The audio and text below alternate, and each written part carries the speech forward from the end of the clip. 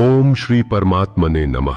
श्रीमद्भगवद गीता के पहले अध्याय का महात्म्य। श्री पार्वती जी ने कहा, भगवान आप सब तत्वों के ज्ञाता हैं। आपकी कृपा से मुझे श्री विष्णु संबंधी नाना प्रकार के धर्म सुनने को मिले जो समस्त लोक का उद्धार करने वाले हैं। देवेश, अब मैं गीता का महात्म्य सुनना चाहती हूं जिसका श्रवण करने से श्री हरि में भक्ति बढ़ती है।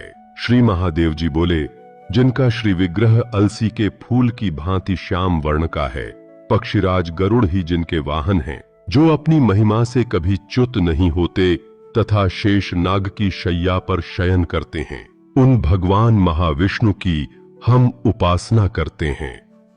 एक समय की बात है, मुर दैत्य के नाशक भगवान विष्णु शेष नाग के रमणीय आसन पर सुखपूर्वक विराजमान थे। उस समय समस्त लोकों को आनंद देने वाली भगवती लक्ष्मी ने आदर पूर्वक प्रश्न किया।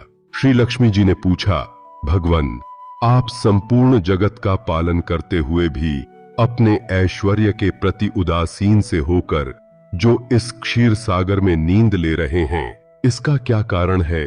श्री भगवान बोले, सुमुखी, मैं नींद नहीं लेता हूं, अपितु तत्व का अनुसरण करने वाली अंतर्दृष्टि के द्वारा अपने ही माहेश्वर तेज का साक्षात्कार कर रहा हूं।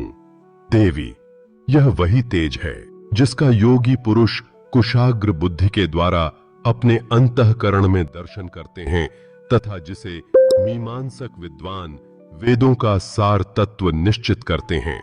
वह माहेश्वर तेज एक अजर प्रकाश स्वरूप आत्मरूप रोग शोक से रहित अखंड आनंद का पुंज निष्पंद निरीह तथा द्वैत रहित है। इस जगत का जीवन उसी के अधीन है, मैं उसी का अनुभव करता हूं। देवेश्वरी, यही कारण है कि मैं तुम्हें नींद लेता सा प्रतीत हो रहा हूं। श्री लक्ष्मी जी ने कहा, ऋषिकेश आप ही योगी पुरुषों के ध्येय हैं। आपके अतिरिक्त भी कोई ध्यान करने योग्य तत्व है, यह जानकर मुझे बड़ा कौतूहल हो रहा है। इस चराचर जगत की सृष्टि और संहार करने वाले स्वयं आप ही हैं। आप सर्वसमर्थ हैं। इस प्रकार की स्थिति में होकर भी यदि आप उस परम तत्व से भिन्न हैं तो मुझे उसका बोध कराइए। श्री भगवान बोले, प्रिय, आत्मा का स्वरूप द्वैत और अद्वैत से पृथक, भाव और अभाव से मुक्त तथा आदि और अंत से रहित है। शुद्ध ज्ञान के प्रकाश से उपलब्ध होने वाला तथा परमानंद स्वरूप होने के कारण एकमात्र सुंदर है। वही मेरा ईश्वरीय रूप है। आत्मा का एकत्व ही सबके द्वारा जानने योग्य है। गीता शास्त्र में इसी का प्रतिपादन हुआ है।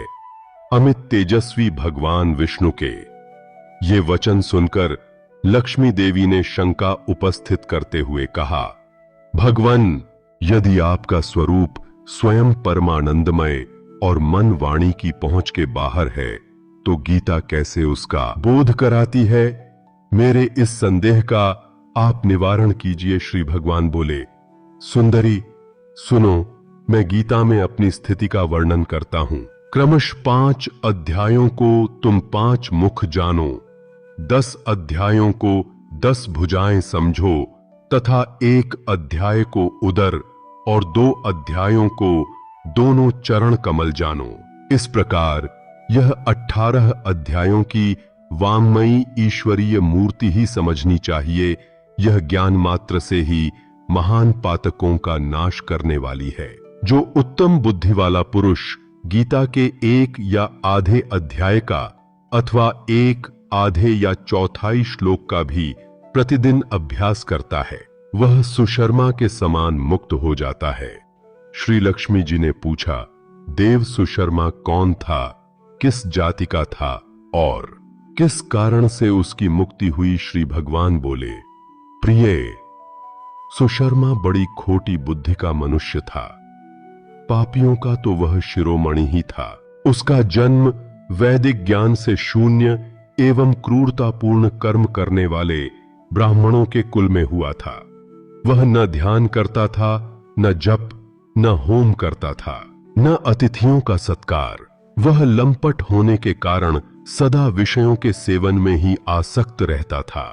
हल जोतता और पत्ते बेचकर जीविका चलाता था। उसे मदिरा पीने का व्यसन था तथा वह मांस भी खाया करता था।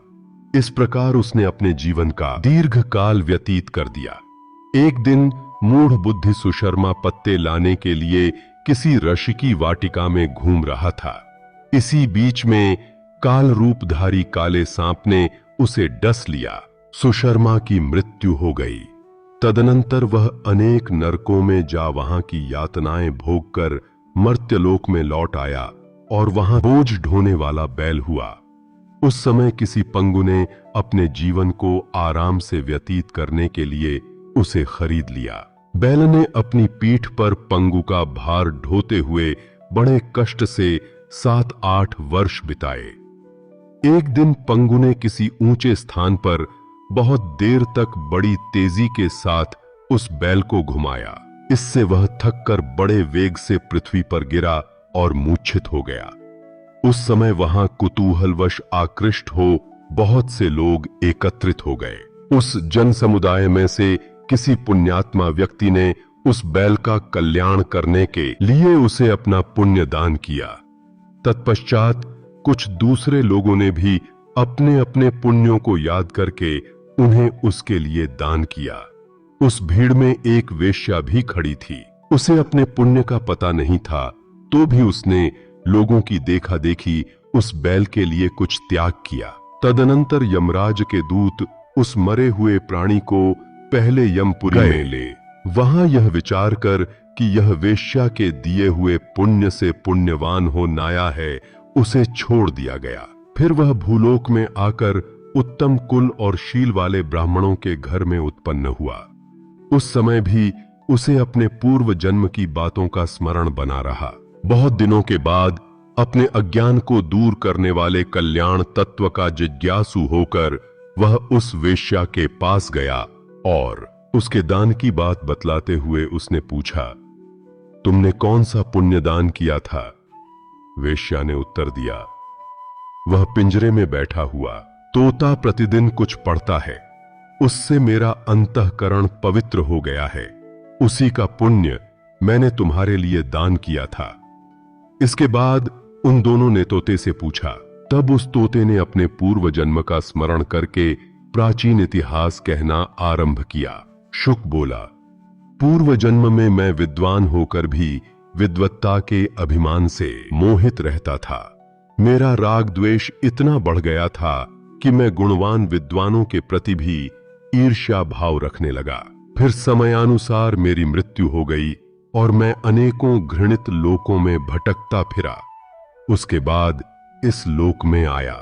सद्गुरु की अत्यंत निंदा करने के कारण तोते के कुल में मेरा जन्म हुआ। पापी होने के कारण छोटी अवस्था में ही मेरा माता पिता से वियोग हो गया। एक दिन मैं ग्रीष्म ऋतु में तपे हुए मार्ग पर पड़ा था।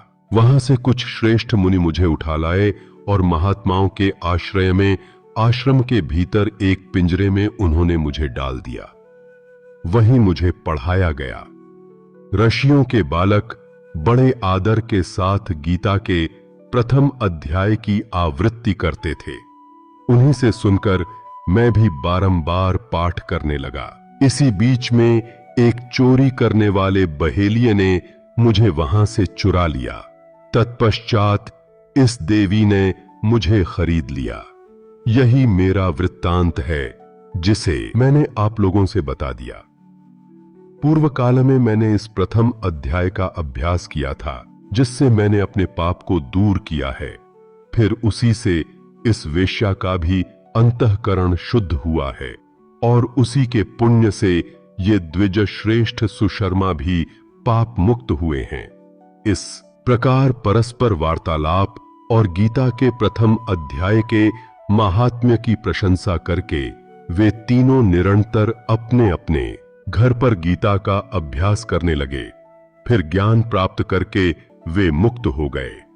इसलिए जो गीता के प्रथम अध्याय को पढ़ता सुनता तथा अभ्यास करता है उसे इस भवसागर को पार करने में कोई कठिनाई नहीं होती।